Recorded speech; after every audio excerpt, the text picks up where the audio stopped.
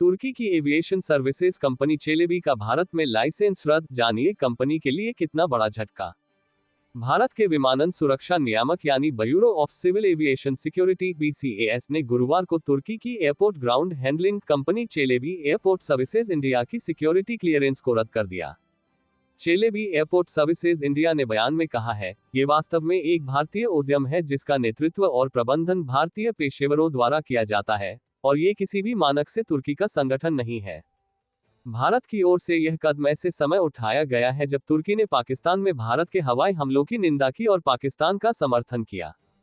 चेलेबी पिछले 15 साल से भारत के 9 हवाई अड्डों पर भारतीय उड्डयन क्षेत्र में सेवाएं दे रही है।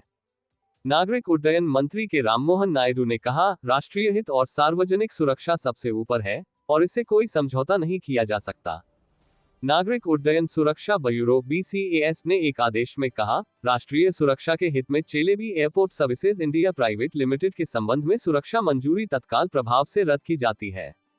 इस बीच दिल्ली एयरपोर्ट ऑपरेटर डायल ने एक बयान में कहा कि उसने इंदिरा गांधी अंतर्राष्ट्रीय हवाई अड्डे पर ग्राउंड हैंडलिंग और कार्गो संचालन के लिए जिम्मेदार चेलेबी के साथ अपना सहयोग आधिकारिक रूप से समाप्त कर दिया है। दिल्ली एयरपोर्ट पर ग्राउंड हैंडलिंग और कार्गो टर्मिनल कार्यों की देखरेख Celebi airport services India private limited और Celebi Delhi cargo terminal management India private limited कर रही थी। पाकिस्तान में हवाई हमले को लेकर बड़ा तनाव।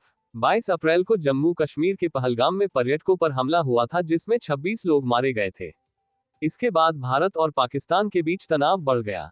7 मई को जब भारत ने पाकिस्तान के अंदर हवाई हमले किए तो तुर्की के राष्ट्रपति रेचेप तैयप अर्दोअन ने पाकिस्तान के साथ एकजुटता जाहिर की थी। लेकिन इसके बाद पाकिस्तान की ओर से जवाबी कार्रवाई को लेकर भारत ने दावा किया कि इस संघर्ष में बड़े पैमाने पर तुर्की के ड्रोन भी इस्तेमाल किए गए। 9 मई को भारत के विदेश मंत्रालय की प्रेस ब्रीफिंग के दौरान कर्नल सोफिया कुरैशी ने कहा था, ड्रोन के मलबे की फॉरेंसिक जांच की जा रही है। प्रारंभिक जांच से पता चलता है कि ये तुर्की के एसिस गॉड सोनेगार ड्रोन है।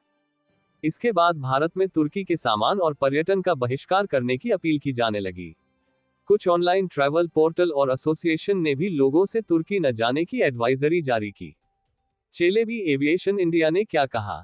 चेलेबी एविएशन इंडिया ने एक बयान में कहा है, वह भारतीय विमानन, राष्ट्रीय सुरक्षा और टैक्स के नियमों का पूरी तरह से पालन करती है और पूरी पारदर्शिता के साथ काम करती है।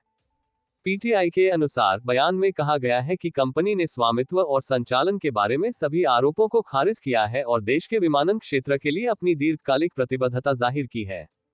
कंपनी के बयान के अनुसार, हम किसी भी मानक से तुर्की का संगठन नहीं है और कॉर्पोरेट प्रशासन, पारदर्शिता और तटस्थता की विश्व स्तर पर स्वीकृत परंपराओं का पूरी तरह से पालन करते हैं, किसी भी विदेशी सरकार या व्यक्तियों के साथ कोई राजनीतिक संबद्धता या संबंध नहीं रखते हैं।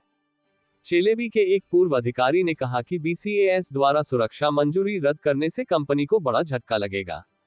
अधिकारी ने कहा कि तुर्की के बाद भारत ही चेलेबी का दूसरा सबसे बड़ा एविएशन मैनेजमेंट बाजार है। अपने बयान में चेलेबी एविएशन इंडिया लिमिटेड ने कहा है कि उसकी 65% हिस्सेदारी Canada, America, Britain, Singapore, UAE और पश्चिमी यूरोप के निवेशकों की है। चेलेबी की वेबसाइट के मुताबिक इसने एविएशन सेक्टर में साल 1958 में प्रवेश किया और चेलेबी ग्राउंड हैंडलिंग की शुरुआत की।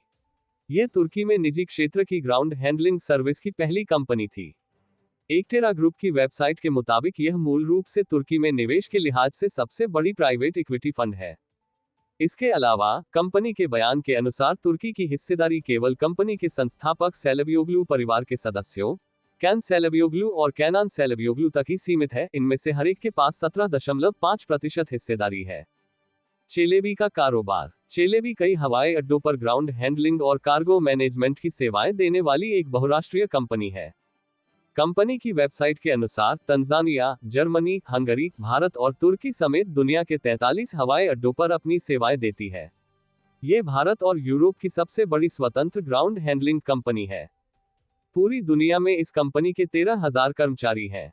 पिछले साल जब दिल्ली में G20 का आयोजन हुआ तो उसमें दिल्ली एयरपोर्ट पर VVIP के आने जाने और G20 के प्रतिनिधियों के आवागमन में इसने महत्वपूर्ण भूमिका निभाई थी। चेलेबी इंडिया के CEO तौसीफ खान की ओर से जारी बयान में कहा गया था, G20 शिखर सम्मेलन के भारत के आयोजन में कंपनी की ओर से अहम भूमिका निभाने के लिए हमें गर्व है। कंपनी के भारतीय ऑपरेशंस के मुताबिक अभी तक ये भारत के 9 हवाई अड्डों पर ग्राउंड हैंडलिंग और कार्गो टर्मिनल मैनेजमेंट सेवाएं दे रही थी। मुंबई, दिल्ली, अहमदाबाद, गोवा, बेंगलुरु, हैदराबाद, कोचीन, कन्नूर और चेन्नई हवाई अड्डों पर संचालन करती थी। कंपनी की वेबसाइट के अनुसार भारत में इसके 7,800 कर्मचारी हैं और अभी तक इसने 58,000 उड़ानों की देखरेख की है और करीब 5.5 लाख टन कार्गो को हैंडल किया है।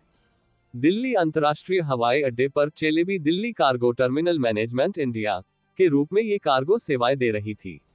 चेलेबी इंडिया मुख्य रूप से पैसेंजर सर्विसेज, लोड कंट्रोल और फ्लाइट ऑपरेशंस, रैंप सेवाएं, सामान्य उड्डयन सेवाओं के साथ कार्गो और पोस्टल जैसी अन्य सेवाएं दे रही थी।